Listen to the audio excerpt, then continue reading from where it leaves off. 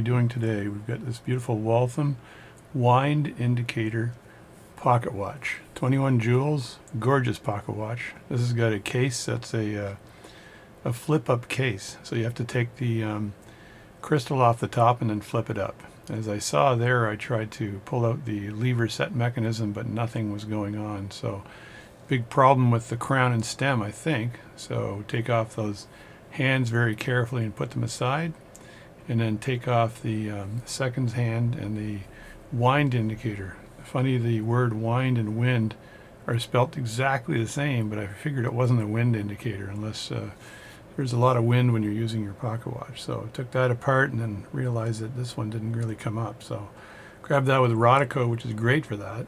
Show you that I got that just sitting in the front crystal, all done. Little plastic to cover to protect the face. Face is in mint condition, excellent condition. Now I've got to put my watch opening device in there and just pop that up. See how that pops up? And there's a gorgeous movement in there. So those are raised gold settings. I think they're 9 karat gold, these settings, but it's a 21 jewel pocket watch. So the center wheel is also gold flashed, or I believe gold flashed. And so I was undoing this part here and realized that, oh wait now, yeah, but my Bergeron 53, oh, that's a gorgeous case, 5395. I've got to take the dust cover off now, so just get your screwdriver in there and wedge it up and slide that dust cover off. It's not that difficult a job. So get the dust cover off and to expose the dial screws. So taking the dial screws out. Actually, this time I decided to take the pressure off the mainspring here first, right? So that was easy. The mainspring did have a wind on it, so I just lowered that pressure on the mainspring by moving the click spring over. Now I got to get rid of those dial screws. But before I do that, take out the balance cock and the balance. So just keep my tweezers on either side of that screw, keeps the balance cock down, so it doesn't rattle the balance where the pivots are on the other side and perhaps break them. So it's a good technique. And then very carefully removing this, I realized it wasn't going to come out, so don't force it, you'll stretch the hairspring. Put that back, use another set of tweezers and just tweezers, tweezers. And there's my little device I built. A nice way of resting it down like that. So, and then undo the screws for the dial. Those things were in pretty tight, so just undo those. I noticed later that one of them dropped onto the mat, so I had to put those all back in and tighten them up prior to cleaning, so that these wouldn't just wander around. And then once you do this, you can use your screwdriver to get in there and actually just remove the face here nice and easy. So just wedge it in there and peen it out. I think peen is the right word. You guys can write me and tell me whether I do it right. I notice there's no dial washer here for the hour wheel, so no washer for the hour wheel. So I'll have to add one of those because that's necessary to keep that hour wheel from popping up. There's also some funky mechanisms in this watch. I don't even know the names of these things, but there are some funky mechanisms because it has that wind indicator. So again, I just showed you my iPhone. Take some pictures of that of the watch just so I can remember where things might go as I disassemble it.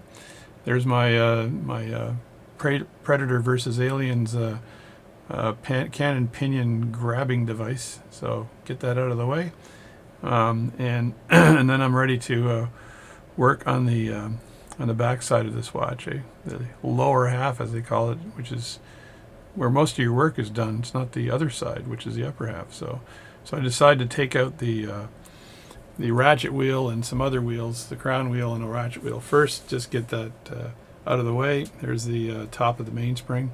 I'm leaving the click spring in there, no need to remove that. It's insignificant in the cleaning.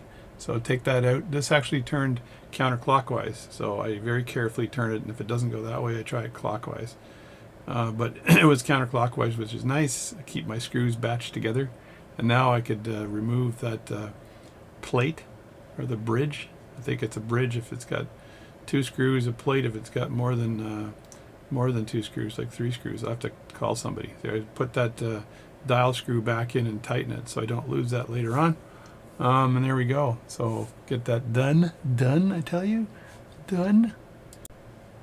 All right, now we're just making sure that the lever setting mechanism doesn't get squished by my number 58 Myers movement holder. So unscrew the plate here nice and carefully and put those screws aside.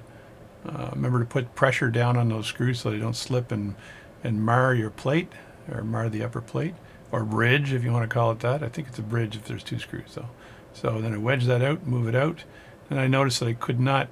There's a little jobby doohickey that's used for the, see, that came apart. I took some pictures of this just to make sure that I would remember how that goes back in. But that's the wind indicator.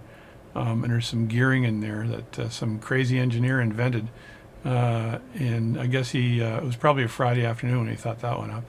And I'm realizing, no, don't try to get the mainspring out, the barrel out, because you'll screw things up. So here I'm removing what I thought was a bridge, but it turned out to be a plate. 3 screws is a plate, I think. So there I've got that removed on one side and removed on the other side, and I realized that the third one was a fake bridge, or I guess I think it was a cock, which is a 1 screw, like the balance cock. So there we go. I see, I noticed it, another screw. Look at that fake bridge. It makes it look good, but it's a fake bridge, which makes sense because it gives it more stability, right? So then it was real easy to take out. And then I realized that the 1, 2, 3, 4th wheel, which is the seconds wheel, was kind of caught in there. So I just kind of eased it out like that, turned it around, moved it a bit, and it stuck in the stone. Wouldn't pull straight out right away, but got it after. Take out these wheels nice and carefully, and then take out the barrel. That's good. I decided to leave those little wheels in the bottom in place for the cleaning, and I'll check them out. I don't think they need to be oiled or anything, but I might unscrew them after and oil them after the whole movement dries up. Then I want to take out the bridge for the pallet fork, so I very carefully did that. And when I take out the first screw, I'm not too worried because it's down in place. When I take out the second screw, I make sure that it's supported so it doesn't pop up and perhaps bend the pivot on the pallet fork, because I don't think you can repivot a pallet fork. I'm not sure. Not sure anybody out there has repivoted a pallet fork. Let me know. Then I get in here and I try to wedge this out. I notice it's at a bit of an angle, so I did not want to break any pivots here. So I saw that it's at a bit of an angle. Pull on it. Don't pull on it anymore. And then pull it from the other side. And that worked fine. Get that pallet fork out of there. There's the escapement. Looks pretty good. And then I pulled up on the pallet fork. It looked like it was pretty stiff in there as well. So I just unwedged that and got it out. The jewels look pretty good. And now to take out the stem here and winding mechanisms. So I decided to take out I decided to leave the lever and that spring in place because I didn't want to screw that up. So again, very hard to get these parts. So where there's springs in there and they look fine, don't mess with them. So, but I did decide to take out these mechanisms and clean them up. So they're trying to get that in the slot very carefully. I had to get up very close. Don't let that screw slip. If it slips, you're in big trouble. So took that out, no problem. And then on the other side, I wanted to make sure that where the stem, or where the setting mechanism fits in at the base, right there, I wanted to take that out to make sure that's out of place, and I can pull that stem out and everything's fine. So I can oil that up after, and that came out nicely, no big issue. I've used that before. I've worked with those ones before. A little tricky to put back in. You got to use a lot of Rodico to work on that. So there we go. That's out and pretty much almost stripped out done. Decided to leave that in place.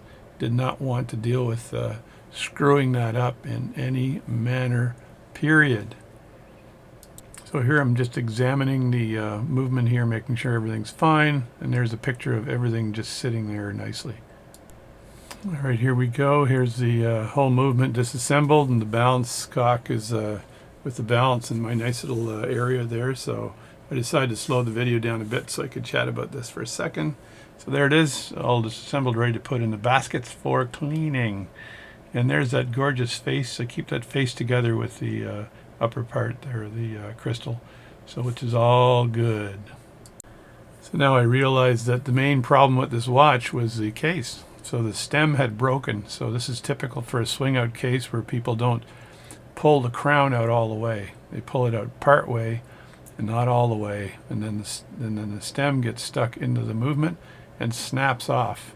So now I've got to grip that stem from the inside with a pair of pliers and then unscrew the crown from the top and remove the stem and see if I can find a stem that would fit this watch nicely. So that's it. So that's the video. Thanks a lot for watching. This is an interesting pocket watch. It'd be nice to put together later on. So there you go.